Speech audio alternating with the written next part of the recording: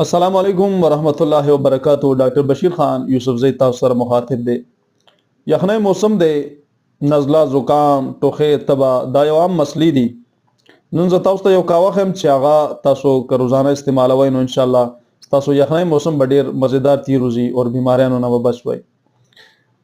روزانه لږ شانته یو ټوکړه تاسو واخلئ د ادرکو او یو ټوکړه د دارچینی او یو ټوکړه د ملټي واخلئ او درې څلور دانې تاسو لونګ د دې کاوه جوړه کړئ.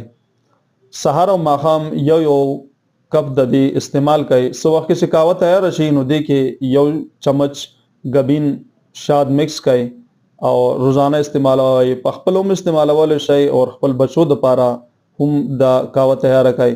تاسو یخنۍ موسم با ډیر خلاړ شي. خپل صحت ډیر خیال ساتئ. ډیر مننه.